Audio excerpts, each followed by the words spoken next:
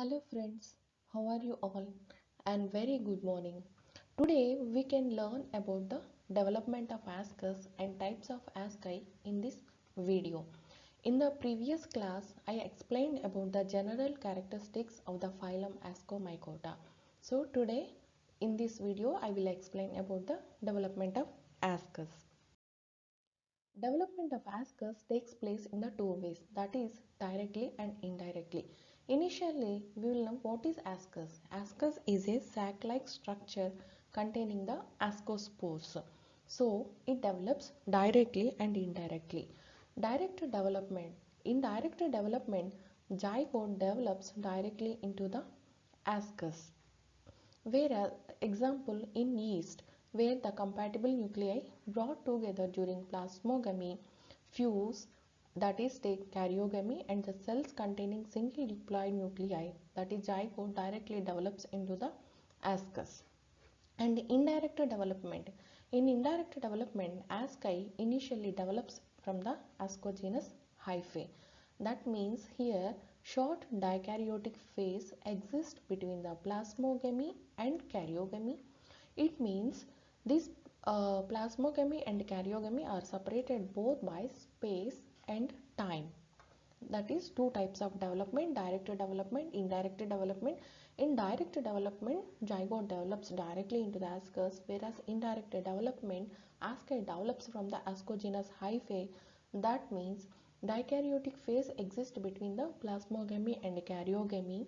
So plasmogamy and karyogamy both are separated in time and space. Let us discuss about the indirect development of ascus. Indirect development of ascus, initially I already explained about the sex organs in my previous videos. So that male sex organ is known as antheridium and female sex organ known as ascogonium. During sexual reproduction, what happens is the male sex organ, that is antheridium, it will come and associate with the ascogonium. That then after association, this antheridium, it will send its nucleus into the ascogonium through the structure trichogyne. Here one important point we have to remember, that is how the antheridium send nucleus to the ascogonium is through the structure trichogyne. It may be asked in multiple choice questions. So the male nucleus from the antheridium, it pass through the trichogyne into the ascogonium and pairs up with female nuclei to form the dikaryon. So why we are calling dikaryon means they do not fuse. Here we can see they are looking like separate, but they are associated. That phase is known as dikaryotic phase. That means karyogamy is not going to take place immediately. So here the sexual act, it stimulates this ascogonium to produce some swelling like structure or papillae. Here we can see some papillae like structures it produced in response to the sexual act, and this papillae will produce opposite to the groups of nuclei located in the periphery of the ascogonium. So these dicaryons in the ascogonium, they will multiply by conjugate divisions. Here we can see these nuclei, they are multiplying through the conjugate division. Conjugate division means simultaneous division of the nuclei. After division, whatever daughter nuclei formed through these conjugate divisions, they will move into this ascogenous hyphae. Ascogenous hyphae is nothing but papillae-like structures produced on the ascogonium, and these structures are known as ascogenous hyphae. And daughter nuclei formed through the conjugate division, they will move into this ascogenous hyphae. Here, so if you will take the individual ascogenous hyphae structure, these dicaryons, after passing into the ascogenous hyphae, again they will multiply by conjugate divisions and later septa are laid down. So all the cells are dikaryotic except the terminal cell, which is uninucleate. So uninucleate tip cell and the remaining cells are dikaryotic in nature. This entire structure is the ascogenous hyphae, which is produced on the ascogonium. And eventually the swellings elongate into ascogenous hyphae. Already I told that. And this nuclear pair or dikaryon in ascogenous hyphae, it undergoes conjugate divisions, and later the septa are formed in the ascogenous hyphae in such a way that each cell of ascogenous hyphae is dikaryotic. That is, here you can see each cell is dikaryotic except the terminal cell, which is uninucleate. So dikaryotic phase in Ascomycotina, that is represented by ascogenous hyphae. This is also very important point. Dikaryotic phase in the Ascomycotina. How it will be represented means through the ascogenous hyphae, where in one nucleus is ascogonial origin and other is antheradial. Here you can see this dark cell is the ascogonium in origin, and this emptied nucleus, this is an antheradial in origin. Just for representation and for your understanding purpose, we are showing the nucleus like this. Okay. Then the penultimate binucleate cell of this ascogenous hyphae elongates and bends over to form a hook-like cell that called the hook cell or crozier. Here you can see in this picture the penultimate cell, because tip cell is the uninucleate in nature. So immediate to the tip cell, that is penultimate cell, which is dikaryotic in nature, it will bend and form a hook cell or crozier. These terms are very important. We have to remember all these terms. And these two nuclei, they will undergo conjugate divisions and it form the four nuclei. After formation of four nuclei, then the septa are laid down in such a way that here you can see septa are laid down like this. So the tip cell and basal cell, they are uninucleate in nature, whereas middle cell is dikaryotic in nature. So this middle cell, this known as crook cell. Now here we can see septa are formed in hook cell in such a way that basal and apical cells consist of the single nucleus each, and middle cell consists of two nuclei. This binucleate middle cell is known as crook cell. Crook cell, and this binucleate cell enlarges and it converted into ascus mother cell. Here you can see this was elongated and it converted into ascus mother cell, that is AMC. AMC, that is ascus mother cell. It means karyogamy takes place in the ascus mother cell, that is two nuclei fuse. So that fusion process is known as karyogamy. It takes place in the ascus mother cell, where fusing two nuclei and form diploid nucleus. Here you can see 2n diploid nuclei. So plasmogamy and karyogamy both are separated in time and space. Just recap where plasmogamy takes place. Plasmogamy takes place in the ascogonium and karyogamy takes place in the ascus mother cell at different places. So ascus mother cell, it elongates later and develops into the ascus. The diploid nuclei, here this diploid nuclei undergo meiosis, resulting in the formation of four haploid nuclei. That means two meiotic divisions, first meiotic division and second meiotic division, resulting in the four haploid nuclei. These four haploid nuclei undergo mitosis, results in the formation of 8 haploid nuclei. So 4 haploid nuclei undergoes mitosis from the 8 haploid nuclei. So this nuclei develops into ascospores by free cell formation. Here we have to remember this term, free cell formation. So the nuclei develops into ascospores through the process that is free cell formation. So process of formation of ascospores is called free cell formation or ascosporogenesis. This term we have to remember. It may ask in the multiple choice. The process of formation of ascospores is known as free cell formation or ascosporogenesis. And ascospores, these are formed by, here you can see the ascospores, 8 ascospores are formed. How these ascospores are formed means aggregation of cytoplasm present in the ascus, and they are covered with the walls also. So these nucleus are covered with some cytoplasm and with walls. Then whatever cytoplasm left unused, that cytoplasm is known as epiplasm. Epiplasm is nothing but portion of cytoplasm left over outside the ascospore walls and which supplies nutrients to the developing ascospores. That is known as epiplasm. And number of ascospores may be 8, 16, 32 and 64 or even more, that depending on the number of mitotic divisions following meiosis.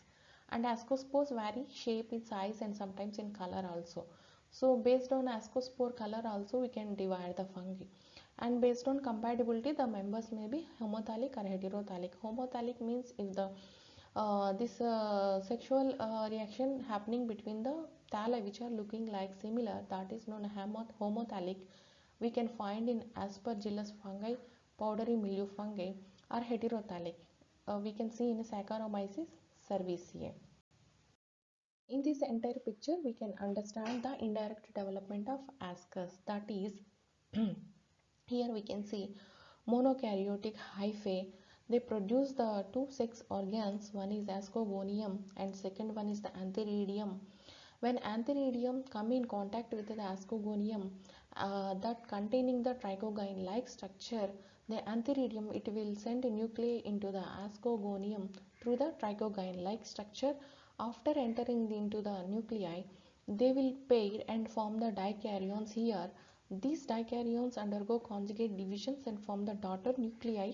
These daughter nuclei, while forming the daughter nuclei, this ascogonium produce papillae-like structures here, and these papillae-like structures will enlarge, and the daughter nuclei formed through conjugate divisions, they will enter into this ascogenous hyphae. And if you will take the single ascogenous hyphae which is having the dicaryons except the terminal cell, the penultimate cell of this binucleate cell, it will bend, form a hook like structure, and it will undergo conjugate divisions from the four nuclei, and after conjugate division septa are laid down in such a way that the apical and basal cell containing single nuclei, here we can see the middle cell containing the two nuclei, that is dikaryotic phase. This cell is known as crosier and it develops into ascus mother cell. After elongation we call the same cell as a AMC, that is ascus mother cell. This dikaryon undergoes, means here karyogamy takes place, that is dikaryon, it containing two nuclei, it will fuse and form the diploid nuclei, that is 2N. It will undergo two meiosis divisions resulting in the formation of four haploid nuclei. These four haploid nuclei undergo one mitotic division resulting in the formation of 8 haploid nuclei. These 8 haploid nuclei forms ascospores by accumulating some cytoplasm around their nuclei and accumulation of cell wall formation. So whatever cytoplasm left in the ascus which is unutilized, that is known as epiplasm, and it will helps in providing the nutrients to this ascospores, and these ascospores release into the environment or in the fruiting body. After dispersal they will germinate and gives rise to the monokaryotic hyphae. This is the complete picture of the indirect development of the ascus. So coming into the another topic while understanding the ascus development is segregation of characters, because meiosis takes place in two meiosis takes place during the development of these ascospores. So while meiosis there will be a segregation of characters which can help in geneticist understanding these characters. So segregation of characters, whether it occurs during the first or second division of meiosis, we can understand by seeing the ascospore arrangement pattern. So if the segregation taking place in the first meiosis, there will be a possibility of formation of two patterns. That is, here we can see if the segregation happening in the first meiotic division, the ascospores are arranged in these two patterns. Or if segregation taking place in the second meiotic division, there will be a arrangement of haploid nuclei in four patterns. Here we can see there are four patterns.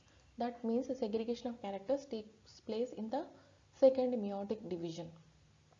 So segregation of patterns takes place in the first meiotic division. It results in the two patterns, and if it takes place in the second meiotic division, it results in the four patterns of arrangement of these haploid nuclei. Here you can see first meiotic division segregation and second meiotic division segregation, 2 pattern and 4 pattern. Then coming to the morphology of asci. Morphology of asci also plays an important role in classification of the fungi. Asci already I told that it is a sac-like structure usually containing a definite number of ascospores, typically 8, and it may vary according to fungi also, and that process is known as free cell formation or ascosporogenesis that takes place after karyogamy and meiosis. Majority members of the Ascomycotina shape of ascus may be elongated, cylindrical or clavate or club shaped, except in some groups where it is globose or ovoid. So asci may be stalked, that is having the stalk-like structure arranging produced on some basal structure, or it may be sessile. Sessile means they do not have any stalk-like structure, directly they are produced in the fruiting body. Generally, ascus represents a single cell, but in some ascus it may be separate also. How the asci or origin takes place. Asci may arise from a common place called fascicle. This term we have to remember. Origin of asci takes place from the common place that known as fascicle and spread out like a fan, or they may arise singly and distributed irregularly at various levels in the fruiting body. I did not cover in the previous videos about the fruiting bodies like Clistothecium, Perithecia and Apothecium. These fruiting bodies I will explain in the next coming video. And this asci may also form at the base of the fruiting body in a definite layer, that is hymenium. That means in definite layer means they will if it is a layer they will arrange like that. Means it is in a particular definite layer. This layer is known as hymenium. Generally they are arranged in if it is a fruiting body like this, this asci are developed like this. Here you can see like this they will form. In some cases, these asci are not produced in any fruiting body and remain exposed. That means they do not have enclosed structures, they are exposed like this. So they do not have any fruiting body. And this is very important. That is known as naked asci. So where we can find naked asci is example Taphrina. This is very important in case of competitive exams. Generally they will ask naked asci we can find in Taphrina. This example we have to remember. Here you can see they are spread like fan-like structure. Here single with some stalk-like structure. And types of asci based on structure of ascus wall. So here if it is a ascus, so based on this wall also we can classify the asci. So this ascus wall also plays a very important role. Mainly there are three types of ascus based on this ascus wall. First one is the proto-tunicate, as the name itself indicating that proto means very primitive, tunicate means wall. That means this ascus is having the very primitive wall.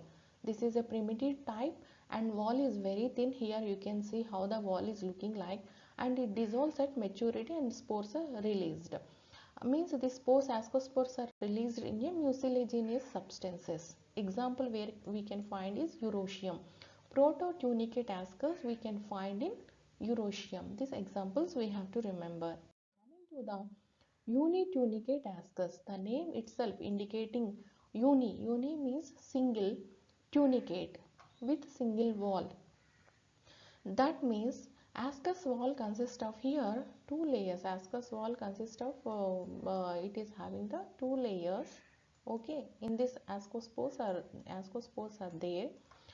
That outer is known as exotunica or exoascus and inner is known as endotunica, endoascus. But why the name unitunicate? Because there are two walls are there, but name is unitunicate means while releasing the ascospores, these two layers remain intact. That means they do not separate. Only these spores are released through a terminal pore that known as operculum. This term we have to remember, operculum. That means two exotunica and endotunica, they will remain intact. They do not separate during the release of spores, and spores released through the terminal pore known as operculum. We can find unitunicate ascus in case of Claviceps purpurea. Coming to the third one, bitunicate ascus. Bitunicate already explained, two walls are there. One is exotunica and another one endotunica.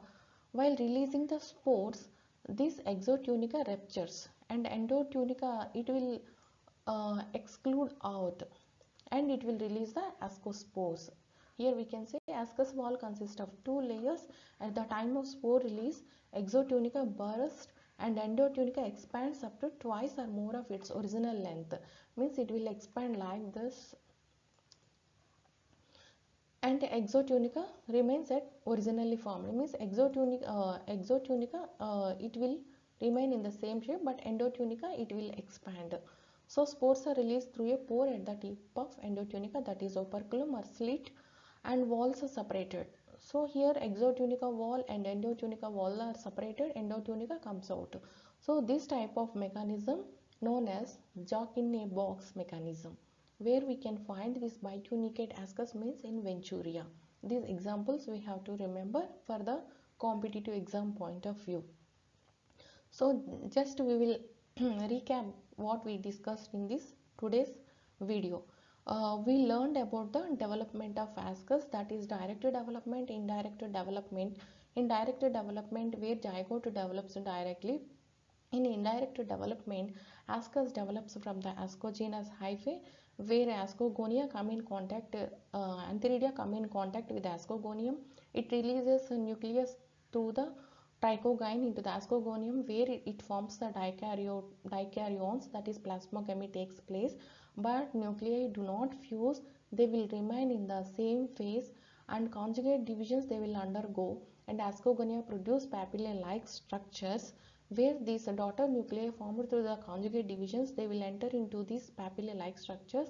These papillae like structures enlarge and form the ascogenous hyphae where these again these dikaryotic nuclei undergo conjugate divisions and form the daughter nuclei. So if you will take the single ascogenous hyphae, it contains the dikaryotic nuclei except the terminal cell where it is a uninucleate, and penultimate cell in the ascogenous hyphae it will bend like a crook like structure, and it will undergo conjugate divisions, produce four nuclei, and these four nuclei septa are laid down that apical and basal cell contain single nuclei, middle cell contain two nuclei, that is dikaryon, which we known as crozier or Cook cell, and later it will enlarge form the ascus mother cell where the karyogamy takes place, that is diploid nuclei 2n form. This ascus mother cell undergoes this zygote, that is 2n, undergoes two meiotic divisions resulting in the four haploid nuclei. Again it undergoes mitosis resulting in the formation of 8 haploid nuclei. Later walls are laid down around these haploid nuclei and resulting in the formation of ascospores, and whatever left cytoplasm unutilized we known as epiplasm, and it helps in the supplying the nutrients to these developing ascospores. Later these ascospores germinate and give rise to the hyphae. Then segregation of characters. In segregation of characters we have to remember two important points, that is two pattern formation takes place if the segregation occurs in the first meiotic division, and four pattern formation takes place if the segregation of characters takes place in the second meiotic division. After this, and types of asci based on structure of this ascus wall, that is prototunicate, unitunicate, bitunicate. Prototunicate we can find in Eurotium, and unitunicate where exotunica and endotunica do not separate while releasing the ascospores. Only ascospores released through the apical pore, that is operculum, we can find in Claviceps. And bitunicate ascus where the exotunica remain like that, endotunica will expand while releasing the ascospores, and they will separate it, that is exotunica endotunica separate here while releasing the ascospores. This mechanism is known as jack in a box mechanism and takes place in Venturiea. So this is all about the ascus development. So thank you for your keen interest in this video, and remember to like and subscribe for more videos. If you find this video is interesting, and share with your friends. I wish you great success, health, prosperity and happiness. Thank you one and all.